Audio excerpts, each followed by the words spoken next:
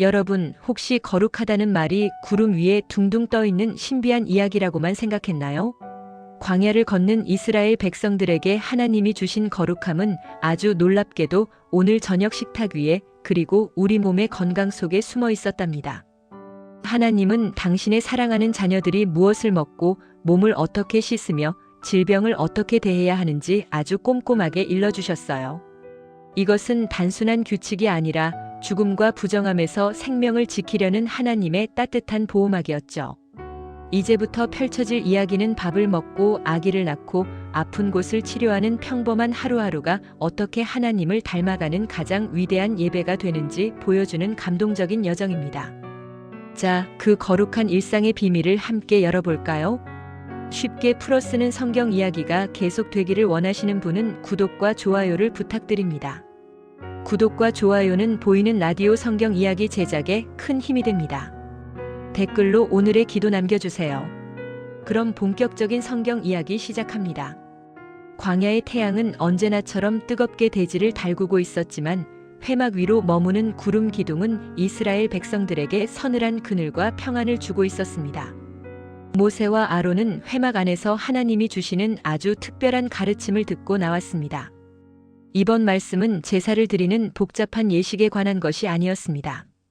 그것은 매일매일 하루에 3번씩 마주하는 밥상에 관한 이야기, 바로 먹는 것에 대한 이야기였습니다. 모세는 장로들과 백성들을 넓은 공터로 모았습니다. 사람들의 얼굴에는 호기심이 가득했습니다. 지금까지는 어떻게 제사를 드려야 죄를 씻을 수 있는지를 배웠다면 이제는 어떻게 살아야 죄를 짓지 않고 깨끗함을 유지할 수 있는지를 배울 차례였으니까요. 모세가 부드럽지만 힘있는 목소리로 말문을 열었습니다. 여러분, 하나님께서는 우리가 이방 나라 사람들과 똑같이 살기를 원하지 않으십니다. 우리는 하나님이 선택한 거룩한 백성입니다. 그래서 하나님께서는 우리가 무엇을 먹어야 하고 무엇을 멀리해야 하는지 가르쳐 주셨습니다. 이것은 우리를 얽매려는 것이 아니라 우리를 건강하고 거룩하게 지키시려는 하나님의 사랑입니다. 사람들이 웅성거리기 시작했습니다. 먹는 것에도 규칙이 있다고요? 배고플 때 있는 대로 먹는 게 아니었나요? 앞줄에 앉아있던 한 청년이 궁금한 듯 물었습니다. 모세는 미소를 지으며 고개를 끄덕였습니다. 자, 먼저 땅 위에 사는 짐승들 이야기부터 해봅시다. 하나님께서는 우리에게 2가지 조건을 가진 짐승만 먹으라고 하셨습니다. 첫째는 굽이 갈라져서 쪽발이 된 것이고 둘째는 새김질을 하는 것입니다. 아론이 옆에서 거들며 설명을 덧붙였습니다. 예를 들어볼까요? 소나 양, 염소는 굽이 갈라져 있고 풀을 먹은 뒤에 다시 되새김질을 하지요. 이런 짐승은 정결하니 우리가 음식으로 먹을 수 있습니다. 하지만 낙타를 보세요. 새김질은 하지만 굽이 갈라지지 않았죠? 그러니 낙타는 우리에게 부정합니다. 토끼나 너구리도 마찬가지입니다. 새김질은 하지만 굽이 갈라지지 않았으니 먹지 말아야 합니다. 반대로 돼지는 굽은 갈라졌지만 새김질을 못하니 또한 부정합니다. 사람들은 고개를 끄덕이면서도 한편으론 놀라워했습니다. 이집트에서 노예로 살 때는 주인이 던져주는 것이라면 무엇이든 가리지 않고 먹어야 했기 때문입니다. 하지만 이제 그들은 자유인이었고 거룩한 하나님의 백성이었습니다. 아무거나 먹어서 배를 채우는 짐승 같은 삶이 아니라 음식을 선택하고 구별함으로써 하나님을 기억하는 삶을 살게 된 것입니다. 모세는 계속해서 말을 이었습니다. 이것은 단순히 어떤 고기가 맛있고 맛없고의 문제가 아닙니다. 굽이 갈라졌다는 것은 세상과 구별된다는 뜻이며 새김질을 한다는 것은 하나님의 말씀을 계속해서 되새긴다는 의미로 받아들입시다. 우리가 밥을 먹을 때마다 이 정결한 짐승들을 보며 우리 또한 세상과 구별되고 말씀을 묵상하는 삶을 살아야 함을 기억해야 합니다. 한 어머니가 아이를 품에 안고 조용히 속삭였습니다. 들었지? 하나님은 우리가 먹는 것 하나까지도 챙겨주시는구나.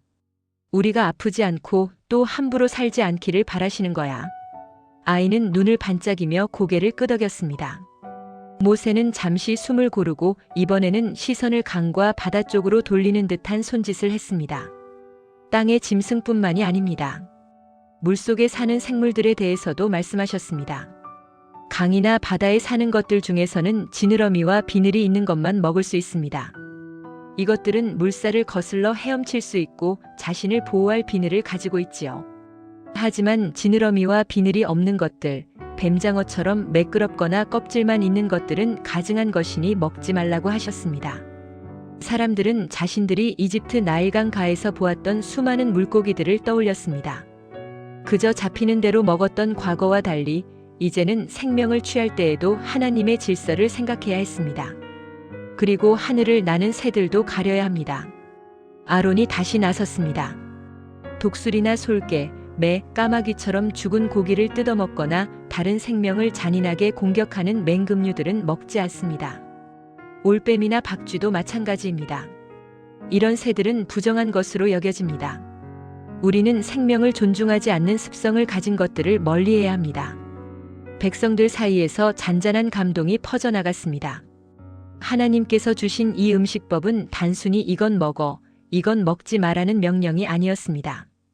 그것은 죽음의 습성, 탐욕스러운 습성, 그리고 혼란스러운 것들을 멀리하고 생명과 질서, 그리고 정결함을 가까이 하라는 초대였습니다. 식탁은 이제 단순히 배를 채우는 곳이 아니라 하루 3번 하나님을 기억하는 예배의 자리가 되어가고 있었습니다. 모세의 설명이 이어질수록 백성들은 자신들의 삶을 둘러싼 모든 환경이 하나님의 관심사라는 것을 깨닫게 되었습니다. 큰 짐승이나 물고기, 새뿐만이 아니었습니다. 발밑을 기어다니는 아주 작은 곤충들까지도 하나님의 말씀 안에 포함되어 있었으니까요. 여러분, 땅 위를 기어다니거나 날아다니는 작은 곤충들에 대해서도 잘 들어야 합니다. 모세가 허리를 굽혀 땅을 가리키며 말했습니다. 날개가 있어 날아다니면서도 4발로 기어다니는 곤충은 우리에게 가증합니다. 하지만 그 중에서도 예외가 있습니다. 발에 뛰는 다리가 있어서 땅에서 폴짝폴짝 뛰는 것들, 예를 들어 메뚜기나 배짱이, 귀뚜라미 종류는 먹을 수 있습니다. 아이들이 깨르르 웃으며 풀숲에서 메뚜기를 잡는 신용을 했습니다. 흉년이 들거나 먹을 것이 부족할 때 하나님께서는 이 작은 곤충들조차 백성들의 생명을 이어줄 양식으로 허락해 주신 것입니다. 하지만 땅에 배를 대고 기어다니는 뱀이나 지네 같은 것들은 철저히 멀리해야 했습니다. 그것들은 흙을 먹으며 땅에 붙어 사는 타락한 옛뱀을 연상시키거나 부정함을 상징했기 때문입니다. 또한 중요한 것이 있습니다. 모세의 표정이 사뭇 진지해졌습니다. 이런 부정한 짐승들의 시체를 만지는 것 또한 우리를 부정하게 만듭니다. 만약 죽은 짐승을 만졌다면 그 사람은 저녁까지 부정하게 됩니다. 그러니 옷을 빨고 몸을 씻어야 합니다. 심지어 부정한 짐승의 시체가 질그릇에 떨어지면 그 그릇은 깨트려야 하고 그 안에 있던 음식도 못 먹게 됩니다. 화덕이나 솥도 마찬가지입니다. 사람들은 조금 걱정스러운 표정을 지었습니다.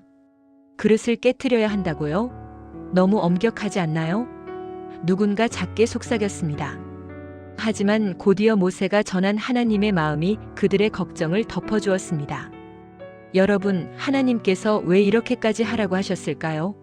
하나님께서 말씀하셨습니다. 나는 너희의 하나님이 되려고 너희를 이집트 땅에서 인도하여 낸 여호와라. 내가 거룩하니 너희도 거룩하라. 이것이 핵심입니다. 하나님은 거룩하신 분입니다. 거룩하다는 것은 죄와 더러움, 죽음과 섞이지 않는 완전한 깨끗함을 뜻합니다. 우리가 그분의 자녀라면 우리 또한 그분을 닮아야 하지 않겠습니까? 아론이 백성들을 향해 2 팔을 벌리며 덧붙였습니다. 부정한 것이 닿았을 때 씻고 그릇을 깨트리는 것은 아까운 일이 아닙니다. 그것은 나는 더러움과 타협하지 않겠습니다. 나는 하나님의 깨끗한 자녀로 남겠습니다라고 고백하는 행동입니다. 우리가 먹고 마시고 만지는 모든 순간에 하나님을 의식하는 것, 그것이 바로 광야에서 우리가 훈련해야 할 거룩함입니다. 그날 저녁 각 천막마다 저녁 식사를 준비하는 풍경이 달라졌습니다. 어머니들은 식재료를 꼼꼼히 살피며 정결한 것인지 확인했고, 아버지들은 아이들에게 왜 우리가 이것을 먹고 저것은 먹지 않는지 설명해 주었습니다. 이건 쪽발이 있고 색임질을 하는 양고기란다. 하나님이 주신 깨끗한 선물이지. 우리는 이집트 사람들처럼 아무거나 먹지 않아. 우리는 하나님의 보물, 거룩한 백성이니까. 가족들이 둘러앉은 밥상 머리에는 감사의 기도가 울려 퍼졌습니다. 그들은 단순히 음식을 먹는 것이 아니라 하나님의 말씀을 먹고 있었습니다. 구별된 식탁을 통해 그들은 자신들이 누구인지를 확인했습니다. 광야의 거친 바람 속에서도 이스라엘 백성의 천막 안은 거룩함이라는 따뜻하고 깨끗한 빛으로 채워지고 있었습니다. 먹는다는 가장 본능적인 행위조차 예배로 바꾸어 놓으신 하나님의 지혜. 그 지혜 덕분에 이스라엘은 몸의 건강뿐만 아니라 영혼의 순결함까지 지켜나갈 수 있었습니다. 하나님은 그렇게 일상의 아주 작은 부분까지 세밀하게 간섭하시며 당신의 백성을 거룩이라는 울타리 안에서 안전하게 보호하고 계셨습니다. 광야의 밤하늘에 별이 쏟아지던 어느 날 이스라엘 진영의 한 천막에서 우렁찬 울음소리가 터져나왔습니다. 응애, 응애. 그 소리는 고요한 사막의 정막을 깨고 생명의 신비를 알리는 팡파르와도 같았습니다. 아기를 받아든 산파는 땀에 젖은 산모에게 환한 미소를 지으며 말했습니다. 축하합니다. 아주 건강한 사내 아이입니다. 산모 엘리사벳은 기진맥진했지만 품에 안긴 작고 붉은 생명을 보며 세상을 다 얻은 듯한 기쁨을 느꼈습니다. 남편 요람도 천막 밖에서 들려오는 아기 소리에 무릎을 꿇고 하나님께 감사의 기도를 올렸습니다. 광야라는 척박한 땅에서 내일 어디로 갈지 모르는 불안한 여정 속에서도 하나님은 생명을 허락해 주신 것입니다. 며칠 뒤 모세가 전한 하나님의 말씀이 이 가정에 도착했습니다. 그것은 아기를 낳은 여인이 지켜야 할 정결의 시간에 관한 이야기였습니다. 엘리사벳, 하나님께서 말씀하시길 사내 아이를 낳으면 7일 동안은 부정하다고 하셨소. 그리고 8일째 되는 날에는 아기에게 할례를 행하고 그 후에도 33일 동안은 산열이 깨끗해질 때까지 집에서 머물러야 한다고 하는구려. 남편 요람이 조심스럽게 일러주었습니다. 엘리사벳은 고개를 끄덕였습니다. 부정하다는 말은 죄를 지었다는 뜻이 아니었습니다. 생명을 낳는 과정에서 흘린 피, 그 치열한 산고의 흔적을 씻어내고 온전히 회복할 시간이 필요하다는 하나님의 깊은 배려였습니다. 하나님은 갓 출산한 여인이 무리에서 성소에 나오거나 거친 일상으로 바로 복귀하는 것을 막으셨습니다. 대신 아기와 단둘이 지내며 몸을 추스르고 생명의 신비를 묵상할 수 있는 안식의 시간을 선물로 주신 것이나 다름없었습니다. 33일이라니. 성소에 가서 하나님께 감사제를 드리고 싶지만 꼭 참아야겠네요. 엘리사벳은 아기에게 젖을 물리며 중얼거렸습니다. 그녀는 성막들을 밟을 수 없었지만 천막 안이 곧 작은 성소가 되었습니다. 아기의 숨소리를 들으며 그녀는 생각했습니다. 하나님, 이 작은 생명이 제 몸에서 나왔다는 게 믿기지 않아요. 피를 흘리고 뼈가 깎이는 고통이 있었지만 그 모든 것이 거룩한 과정이었음을 깨닫습니다. 만약 여자아이를 낳았다면 그 기간은 2배가 되었습니다. 14일 동안 부정하고 66일 동안 사녀를 깨끗하게 해야 했지요. 사람들은 이것을 두고 여자가 더 부정해서라고 오해하기도 했지만 실은 다음 생명을 잉태할 가능성을 지닌 딸을 낳은 산모에게 더 긴 회복과 보호의 시간을 주신 것이었습니다. 엘리사벳은 천막 밖으로 나가지 못하는 답답함보다는 하나님이 정해주신 경계선 안에서 보호받는 평안함을 느꼈습니다. 이웃들도 그녀의 천막 근처를 지날 때면 조심하며 축복의 말을 건네곤 했습니다. 엘리사벳, 몸조리 잘하고 있지? 하나님이 주신 귀한 시간, 푹 쉬고 정결해져서 만나자고. 그 시간 동안 엘리사벳은 겉으로는 격리된 듯 보였지만 영적으로는 그 어느 때보다 하나님과 가까웠습니다. 생명은 피를 통해 오고 그 피 흘림은 거룩한 회복을 필요로 한다는 진리를 몸소 체험하고 있었으니까요. 어느덧 약속된 날들이 모두 지났습니다. 사내 아이를 낳은 지 40일이 되는 날 엘리사벳은 드디어 천막 문을 활짝 열고 밖으로 나왔습니다. 오랜만에 마주하는 광야의 햇살이 눈부시게 쏟아졌습니다. 그녀의 몸은 예전보다 훨씬 건강해졌고 마음 또한 맑은 물처럼 정결해져 있었습니다. 여보, 이제 갈까요? 엘리사벳은 품에 아기를 안고 남편 요람의 손에는 제물로 드릴 어린 양 1마리와 비둘기 새끼 1마리가 들려 있었습니다. 하나님은 번제를 위해 1년 된 어린 양을, 속죄제를 위해 집비둘기나 산비둘기를 가져오라고 하셨습니다. 번제는 제 몸과 아기를 하나님께 온전히 바칩니다라는 헌신의 의미였고 속죄제는 출산 과정에서의 부정함을 씻고 다시 거룩한 예배자로 서기 위한 절차였습니다. 성막으로 향하는 길, 엘리사벳의 가슴은 벅차올랐습니다. 드디어 하나님의 집에 다시 가는구나. 성막 입구에는 제사장 아론의 아들이 기다리고 있었습니다. 제사장은 엘리사벳을 따뜻한 눈길로 맞이했습니다. 그녀가 내민 어린 양과 비둘기를 받아든 제사장은 숙련된 손길로 제단 위에서 제사를 드렸습니다. 타오르는 불꽃과 함께 연기가 하늘로 올라갔습니다. 그 연기를 바라보며 엘리사벳은 지난 40일간의 산고와 회복, 그리고 생명을 주신 하나님께 대한 감사를 눈물로 쏟아냈습니다. 하나님, 이 아이를 주셔서 감사합니다. 제 몸을 다시 깨끗게 하셔서 주님 앞에 서게 하시니 감사합니다. 제사장이 선언했습니다. 여인이여, 그대의 산열이 깨끗해졌으니 이제 그대는 정결하다. 하나님의 평안이 그대와 아이에게 함께할지어다. 그 순간 엘리사벳은 마치 다시 태어난 듯한 가벼움을 느꼈습니다. 출산은 여인에게 큰 고통이자 생명을 건 모험이었지만 하나님의 율법은 그 끝을 정결함과 축복으로 마무리해 주었습니다. 만약 형편이 어려운 가정이었다면 어땠을까요? 하나님은 가난한 자들을 위해 어린 양 대신 산비둘기 2마리나 집비둘기 새끼 2마리를 바칠 수 있게 허락하셨습니다. 하나는 번제물로, 하나는 속죄제물로 말이죠. 부자든 가난한 자든 생명의 가치는 똑같이 귀하고 거룩하기 때문입니다.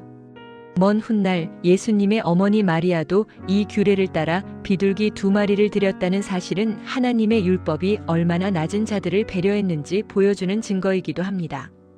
제사를 마치고 돌아오는 길, 엘리사벳은 품에 안긴 아기가 더없이 사랑스러웠습니다. 이제 그녀는 단순한 어미가 아니라 하나님이 인정하신 정결한 어머니가 되었습니다.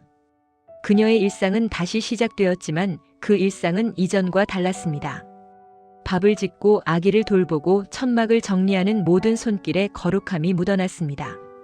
레위기 12장의 짧은 말씀은 이렇게 가르쳐줍니다. 생명의 탄생은 피와 고통을 동반하지만 하나님 안에서 그 모든 과정은 정결하게 씻겨지고 마침내 기쁨의 예배로 승화된다는 것을요. 산모가 흘린 눈물과 땀은 광야의 모래바람 속에 사라지지 않고 하나님의 기억 속에 아름다운 헌신으로 기록되었습니다. 이스라엘 진영은 수십만 명의 사람들이 모여 사는 거대한 도시와 같았습니다. 좁은 천막들이 다닥다닥 붙어 있고 물이 귀한 광야 생활은 전염병이 돌기에 딱 좋은 환경이었지요. 그래서 하나님께서는 제사장들에게 아주 특별한 임무를 주셨습니다. 그것은 바로 백성들의 건강을 살피는 의사로서의 역할이었습니다. 어느 날 우지엘이라는 청년이 아론의 아들인 제사장을 찾아왔습니다. 그는 며칠 전부터 팔뚝에 이상한 반점이 생긴 것을 발견하고 가슴이 덜컥 내려앉았습니다. 당시 사람들에게 피부병, 특히 나병악성 피부질환은 하늘이 내린 형벌처럼 무서운 병이었기 때문입니다. 제사장님, 제 팔을 좀 봐주십시오. 피부에 종기가 났는데 느낌이 좋지 않습니다. 우지엘은 떨리는 목소리로 소매를 걷어 올렸습니다. 제사장은 심각한 표정으로 우지엘의 팔을 들여다보았습니다. 하나님께서 모세와 아론에게 가르쳐 주신 진단법은 아주 구체적이었습니다. 어디 봅시다. 피부에 무엇이 돋거나 뾰루지가 나거나 색점이 생겼군요. 중요한 건 이것이 단순한 피부병인지 아니면 전염되는 악성 나병인지를 구별하는 것입니다.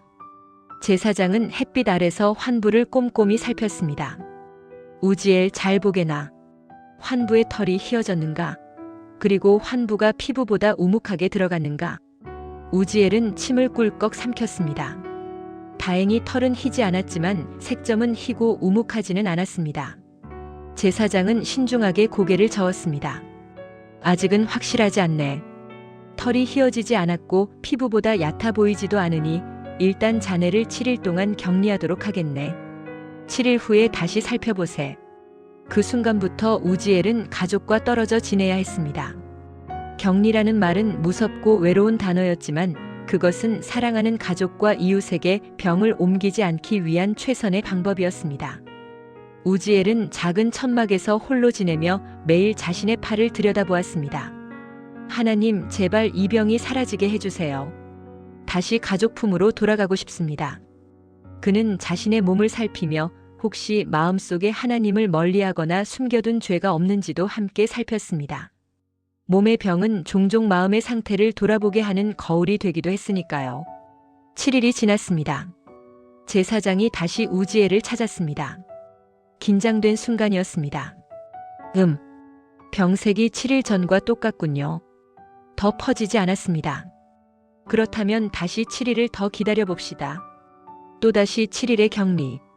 우지엘에게는 피 말리는 시간이었지만 하나님은 서둘러 판단하지 말고 충분한 시간을 두고 지켜보라고 하셨습니다.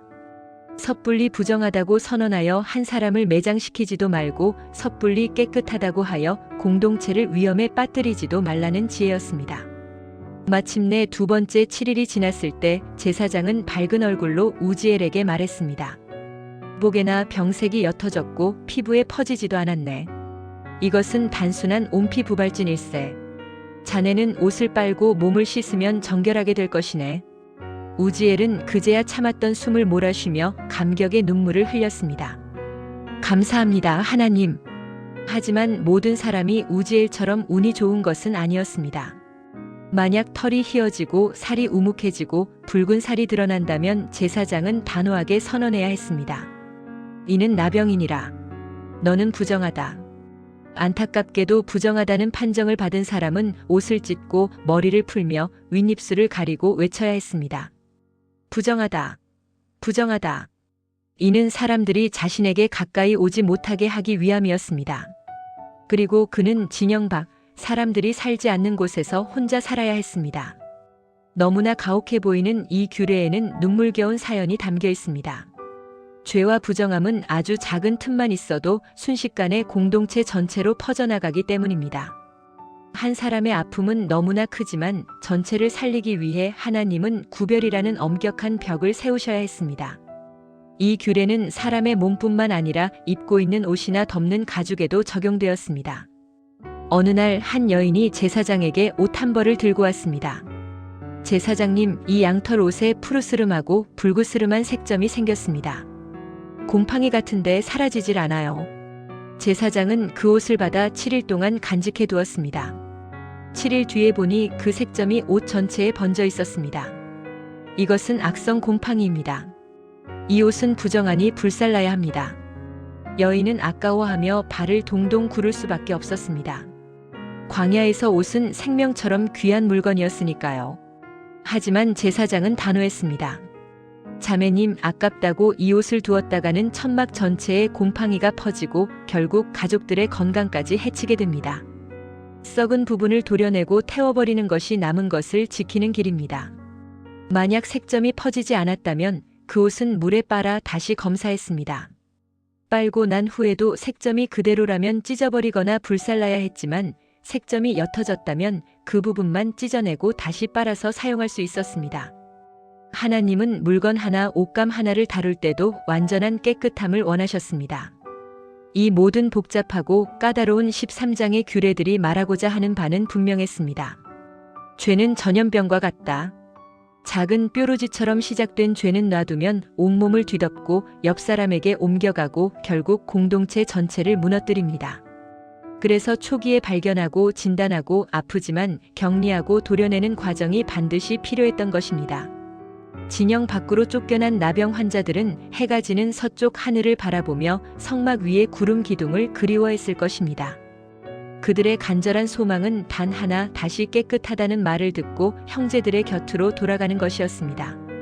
그리고 그 소망은 훗날 내가 원하노니 깨끗함을 받으라시며 나병 환자에게 직접 손을 대어 고쳐주신 예수님을 통해 완성됩니다. 레위기 13장은 우리에게 묻습니다. 당신의 마음과 삶에는 번져가는 색점이 없나요? 겉으로 보기엔 작은 습관 같지만 영혼을 갉아먹고 있는 곰팡이는 없나요?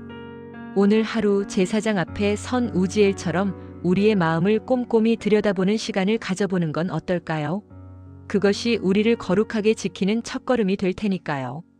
진영 밖 외로운 격리 구역에 살던 엘리안에게 기적 같은 일이 일어났습니다. 흉측하게 피부를 뒤덮었던 하얀 반점들이 사라지고 다시 원래의 살색이 돌아온 것입니다. 그는 떨리는 마음으로 제사장에게 사람을 보냈습니다. 그리고 마침내 제사장이 진영 밖으로 그를 만나러 나왔습니다. 이것은 단순한 진료가 아니라 죽음의 그늘에서 생명의 빛으로 건너가는 거룩한 다리를 놓는 순간이었습니다. 제사장은 엘리안의 몸을 꼼꼼히 살폈습니다.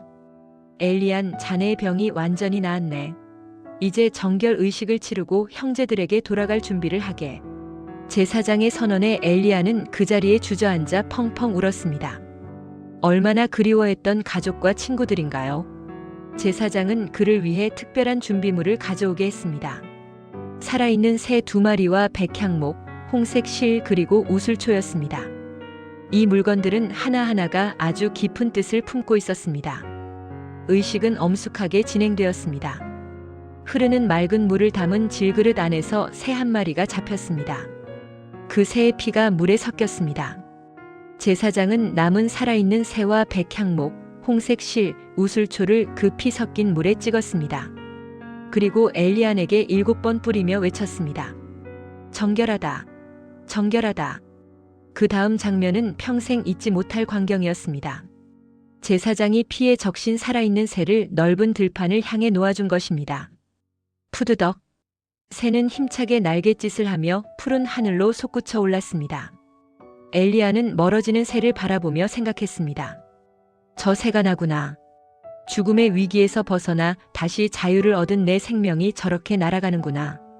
죽은 새는 엘리안의 과거 아픔과 부정을 가져갔고 산 새는 엘리안에게 찾아온 새로운 생명과 자유를 보여주었습니다. 하지만 이것으로 끝이 아니었습니다. 엘리야는 옷을 빨고 몸에 있는 모든 털을 밀고 물로 씻어야 했습니다. 머리카락, 수염, 눈썹까지. 털을 모두 미는 것은 마치 갓 태어난 아기처럼 다시 시작한다는 의미였습니다. 이제 진영 안으로 들어갈 수 있네. 하지만 아직 자기 장막에는 들어가지 말고 7일 동안만 밖에서 머물게. 엘리야는 민머리가 된 채 쑥스러웠지만 진영 안으로 발을 들여놓는 것만으로도 가슴이 벅찼습니다. 지나가는 사람들이 그를 알아보고 손을 흔들어 주었습니다. 엘리안, 살아 돌아왔구나. 하나님이 너를 고치셨어. 그는 비로소 자신이 살아있음을 느꼈습니다. 7일 동안 그는 몸과 마음을 정돈하며 완전한 회복의 날인 8일째를 기다렸습니다. 8일째 되는 날 아침 엘리야는 어린 수양 2마리와 암양 1마리, 그리고 고운 밀가루와 기름을 가지고 성막 곧 여호와 앞으로 나아갔습니다. 이제는 하나님 앞에서 공식적으로 신고식을 치를 차례였습니다. 제사장은 속건제물인 어린 양의 피를 취했습니다. 그리고 아주 독특한 행동을 했습니다. 그 피를 엘리안의 오른쪽 귓불과 오른쪽 엄지손가락, 그리고 오른쪽 엄지발가락에 발랐습니다. 이 피는 자네가 이제부터 듣는 것, 손으로 하는 일, 발로 가는 곳 모두가 거룩해야 함을 뜻하네. 이어 제사장은 향기로운 기름을 손바닥에 따르더니 피를 발랐던 그 자리 위에 덧발랐습니다. 그리고 남은 기름은 엘리안의 머리에 부었습니다. 피로 씻고 기름으로 채우는 이 의식은 그를 제사장처럼 거룩한 존재로 다시 세우는 과정이었습니다. 엘리야는 온몸에 퍼지는 따뜻한 기름의 온기를 느끼며 다짐했습니다. 하나님, 덤으로 주신 이 생명, 이제는 함부로 살지 않겠습니다. 귀로 듣는 말씀, 손으로 베푸는 사랑, 발로 걷는 순종의 길을 가겠습니다. 그렇게 엘리야는 완전한 이스라엘 백성으로 복귀했습니다. 그런데 레위기 14장은 사람의 병뿐만 아니라 우리가 사는 집의 병도 이야기합니다. 너희가 가나안 땅에 들어가서 집에 거주할 때 만약 집 벽에 푸르거나 붉은 곰팡이 같은 색점이 보이면 어떻게 해야 할까? 모세는 백성들에게 집을 관리하는 법도 일러주었습니다. 집주인은 즉시 제사장에게 알려야 했고 제사장은 그 집을 비우게 한 뒤 색점을 살펴보았습니다.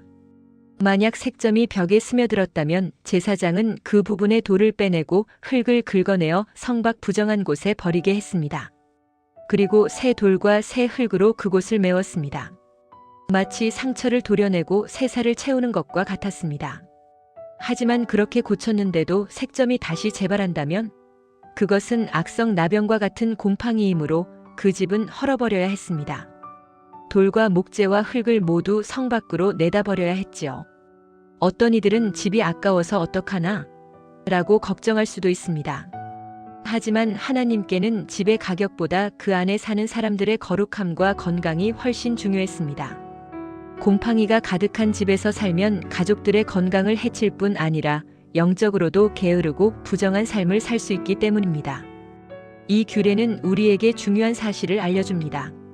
신앙생활은 교회나 성막에서만 하는 것이 아닙니다. 우리가 밥 먹고 잠자는 집, 우리가 머무는 공간 또한 하나님이 보시기에 깨끗하고 정돈되어야 한다는 것입니다. 하나님은 묻고 계십니다. 내가 사는 곳은 어떠하냐? 너의 방, 너의 집은 내가 머물기에 부끄러움이 없는 곳이냐?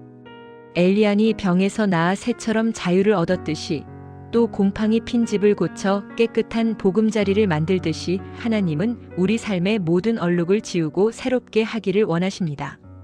하나님의 말씀은 모세와 아론을 통해 이스라엘 백성들의 가장 깊숙하고 은밀한 침실까지 찾아갔습니다.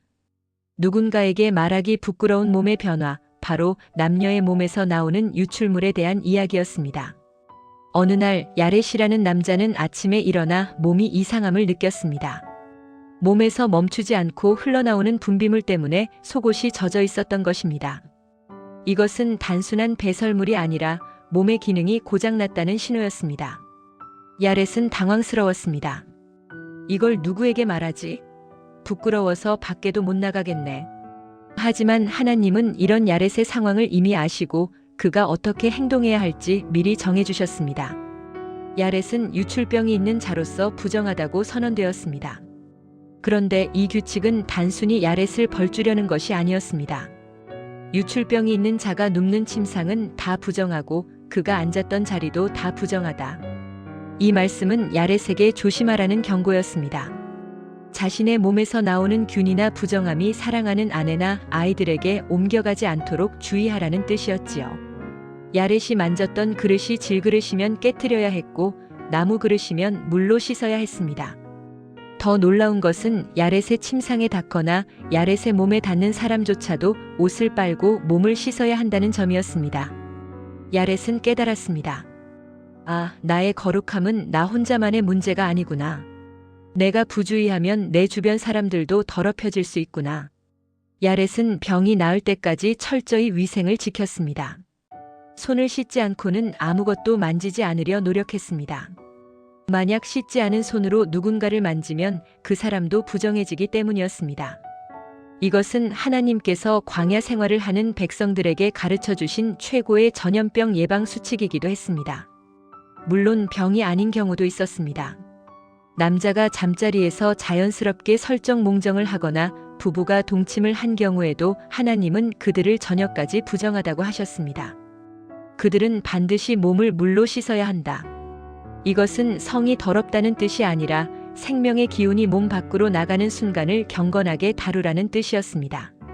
하나님은 부부 사이의 은밀한 관계조차도 함부로 대하지 않고 씻음과 기다림을 통해 거룩함을 유지하기를 원하셨습니다. 야렛은 매일 아침 몸을 씻으며 생각했습니다. 하나님은 나의 가장 부끄러운 부분까지도 보고 계시는구나. 그리고 그곳까지도 깨끗하기를 원하시는구나. 이번에는 여인들의 이야기입니다. 말하는 딸에게 이제 곧 겪게 될 몸의 변화에 대해 설명해주고 있었습니다.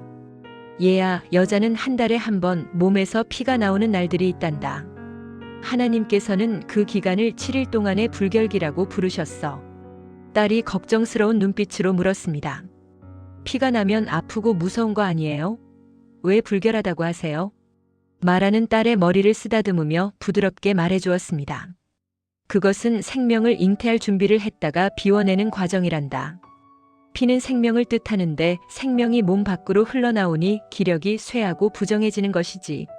그래서 하나님은 그 7일 동안 우리 여인들이 푹 쉴 수 있도록 배려해 주신 거야. 누구도 우리에게 힘든 일을 시키지 않고 성소에 나가는 부담도 덜어주시는 시간이란다. 그 기간 동안 여인이 앉았던 자리나 누웠던 자리는 부정하게 여겨졌습니다. 그래서 남편들도 이 기간에는 아내를 배려하고 잠자리를 피하며 아내의 회복을 기다려 주어야 했습니다. 이것은 여성을 차별하는 것이 아니라 생명의 주기를 존중하고 보호하는 울타리였습니다. 하지만 마라의 이웃 중에는 남모를 고통을 겪는 여인도 있었습니다. 그녀는 월경 기간이 아닌데도 피가 멈추지 않는 혈루증을 앓고 있었습니다. 레위기의 말씀에 따르면 그녀는 피가 흐르는 모든 날 동안 부정했습니다. 언제 끝날지 모르는 이 병 때문에 그녀는 성막에도 가지 못하고 사람들과 어울리지도 못한 채 외로운 세월을 보내야 했습니다. 하나님, 언제쯤 저도 깨끗해질 수 있을까요? 그녀의 기도는 간절했습니다. 훗날 예수님의 옷자락을 만져 병이 나은 여인처럼 이 여인 또한 오직 하나님의 자비만을 구하고 있었습니다. 마침내 병이 나으면 그녀는 7일을 기다린 후 8일째 되는 날 산비둘기 2마리나 집비둘기 새끼 2마리를 제사장에게 가져가야 했습니다. 하나는 속죄제로, 하나는 번제로 드려졌습니다. 제사장이 비둘기를 잡아 제단에 피를 흘릴 때 여인은 비로소 오랜 격리의 시간을 끝내고 환하게 웃을 수 있었습니다. 이제야 하나님 앞에 당당히 설 수 있게 되었구나.